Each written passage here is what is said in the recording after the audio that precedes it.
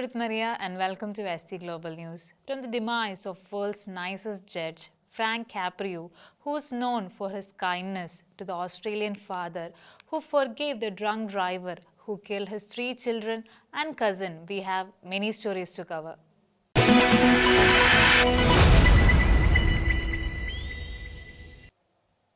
Frank Caprio, the widely admired television judge, cherished for his kindness and empathy, has passed away at 88.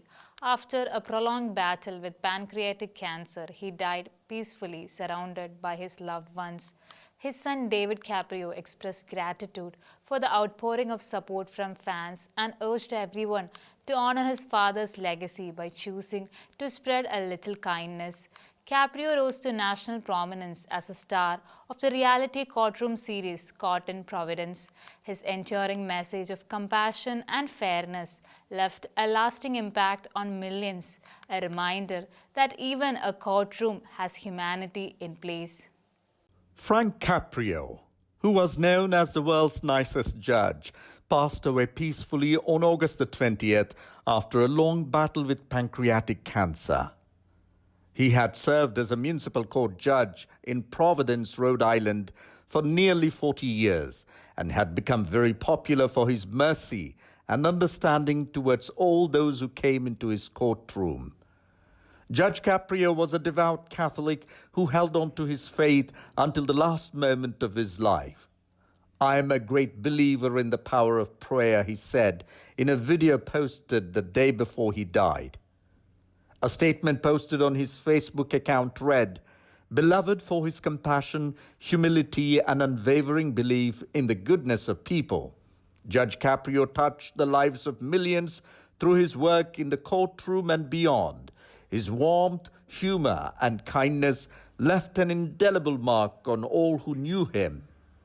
Since 1999, Judge Caprio's courtroom has been televised in a program called Caught in Providence.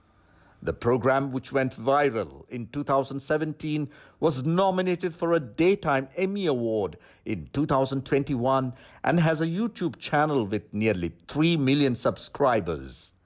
Frank Caprio was born in 1936 in Providence, Rhode Island, to Italian immigrants who struggled to make both ends meet. He had said that having been brought up poor was a privilege, and his father taught him to be compassionate. Juggling a teaching job during the day and attending law classes at night, Caprio became a judge in 1985. He served until his retirement in 2023. Following years of preparation, the Immaculate Conception Catholic Church in Washington, D.C. celebrated the official opening of its new Frassati Chapel earlier this month. Parishioners expressed their hope that the chapel will inspire and mobilize local Catholics to establish perpetual adoration in the city. The chapel is intended to be dedicated space for daily prayer and scheduled Eucharistic adoration for Catholics across the district. Immaculate Conception Catholic Church in Washington, D.C.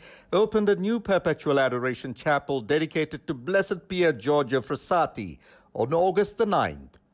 Bishop Juan R. Esposito Garcia, Auxiliary Bishop for the Archdiocese of Washington, blessed the first ever Eucharistic adoration chapel in the city. The chapel will be open for private prayer throughout the day and offers Eucharistic adoration at designated times throughout the week. "I think this really can fill what I believe is a real need in the capital city here where there is no perpetual adoration," said Father Charles Gallagher, pastor of Immaculate Conception Parish in Washington, D.C. He noted that the ideal for an adoration chapel came from a conversation he had with young adults in the parish. The chapel is named after the soon-to-be canonized Blessed Pier Giorgio Frassati, who was known to spend hours in adoration throughout the night. The chapel also holds a portrait of Frassati, alongside a relic of his clothes. Immaculate Conception Catholic Church is a historic Catholic parish built in 1864 and dedicated in 1865. The church, school, rectory, and convent were placed on the National Register of Historic Places by the United States Department of the Interior in September 2003. Pope Leo XIV has invited Catholics and all people of faith to dedicate Friday, August 22nd, the Feast of the Queenship of Mary, as a global day of prayer and fasting for peace. He urged participants to pray especially for justice, comfort, and healing in conflict-torn regions such as the Holy Land and Ukraine. The call emphasizes a disarmed and disarming peace through Mary's intercession. Pope Leo XIV invited the faithful to mark Friday, August the 22nd, as a day of prayer and fasting for peace. The appeal came during his general audience at Paul VI Hall, as published on Vatican News, where he urged prayers for harmony amid conflicts in the Holy Land and Ukraine. The observance coincides with the feast of the Queenship of Mary, giving it special spiritual significance. The Holy Father asked the faithful to pray for the end of conflicts, justice, and comfort for those enduring the hardships of war. Mary was honored as the Queen of Peace, with her intercession seen as guiding people toward a peace that disarms conflict and violence. The appeal reflected the Church's long-standing tradition of marking Marian feast days with acts of spiritual solidarity and collective invocations. The International Union of Superiors General backed the Vatican's call, having previously urged prayer and fasting for harmony in conflict zones across the world. Pilgrims, especially those from Poland, traveling to the shrine of Our Lady of Czestochowa, were reportedly asked to include intentions for peace in their prayers, joining their devotion to the Pope's worldwide invitation. Pope Leo XIV is preparing for a landmark visit to Lebanon by the end of this year, according to church officials.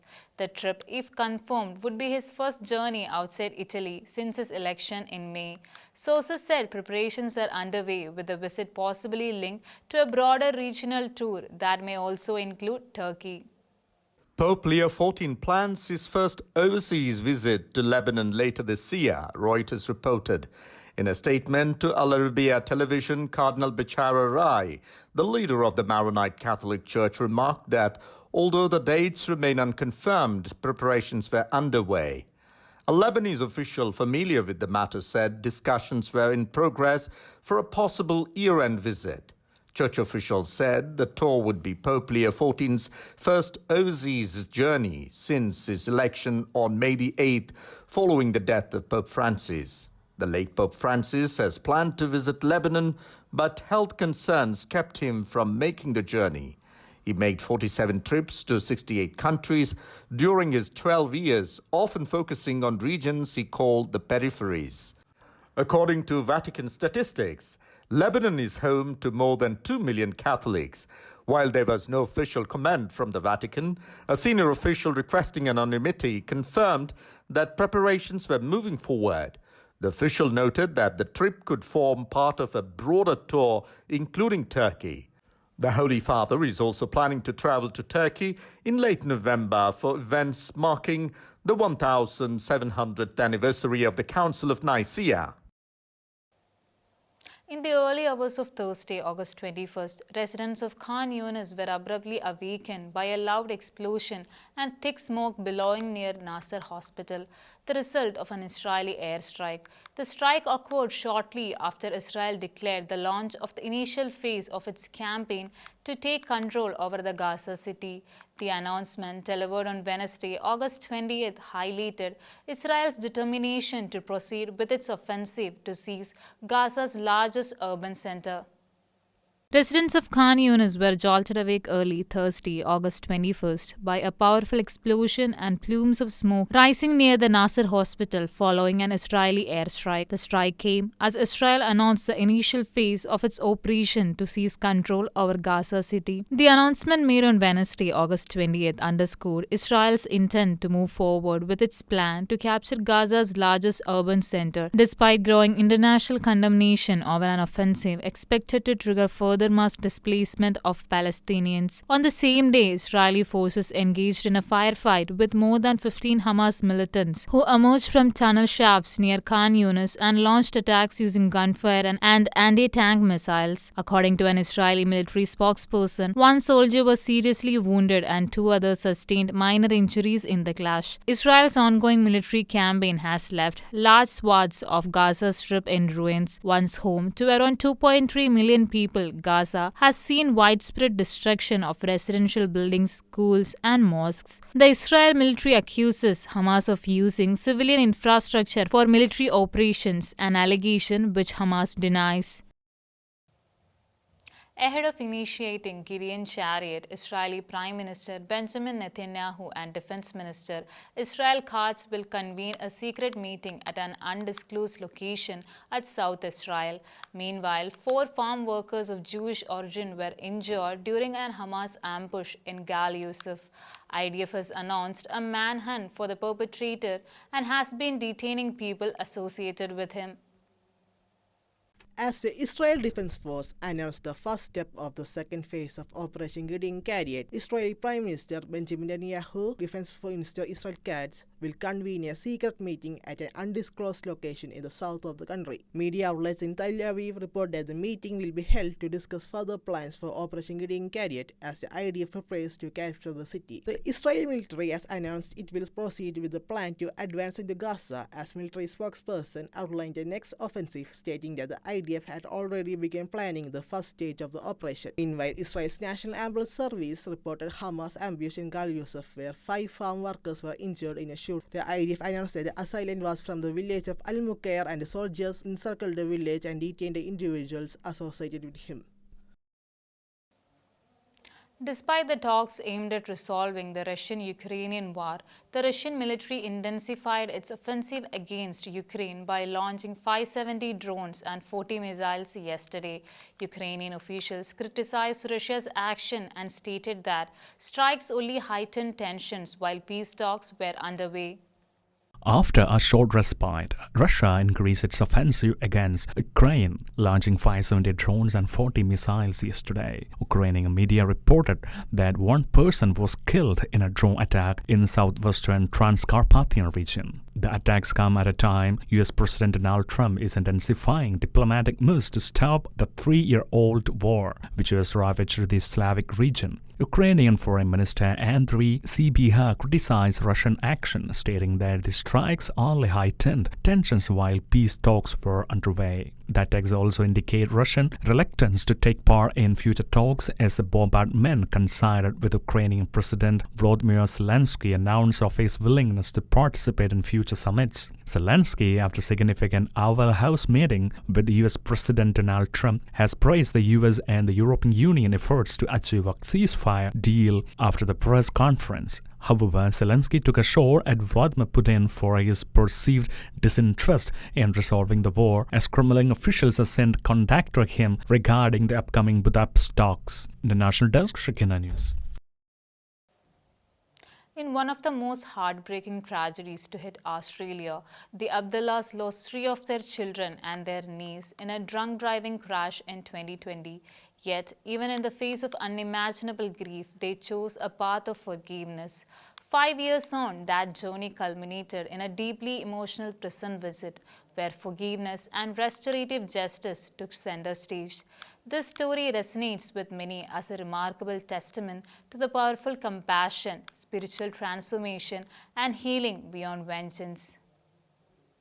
On August 17th, Australia witnessed as something powerful and extraordinary when a convicted murderer knelt in prayer and received Holy Communion inside a maximum security prison. Sitting beside him was the father of the children he killed. Both men sat together and recited Lord's Prayer. In the latest episode of 7 News TV show Spotlight, Danny Abdullah and his family publicly forgave the drunk driver Samuel Davidson for killing 3 of Abdullah's children children and their cousin as they walked to get ice cream. The documentary is titled Father Meets His Children's Killer, Extraordinary Moment Inside Maximum Security Prison. According to the TV show, Davidson was 3 times over the legal alcohol limit, drug affected, and out of control when his utility car mounted on the footpath out of control and struck 7 children. He was originally sentenced in April 2021 to 28 years in prison without the possibility of parole. However, the sentence was later reduced to 20 years to be served at Chesno Correctional Center, a maximum security prison near Sydney, with no parole period for 15 years. The sentence relates the deaths of Anthony, Angelina, and Sienna Abdullah, as well as their cousin Veronique Sacher. 3 other children were also injured in the same incident. During the interview, Davidson admitted that he just hid behind alcohol and drugs weren't major part of his life, but drinking was his real issue. Binge drinking on weekends was his biggest problem. Davidson admitted that he was intoxicated and had no control over the vehicle at that time. CCTV footage shows his car accelerating rapidly down the street before striking the children, who were no longer visible on camera, while taking a corner at excessive speed. In his own words, he said he took the turn so fast that not even a race car driver could have pulled that off in a professional car. The documentary shows footages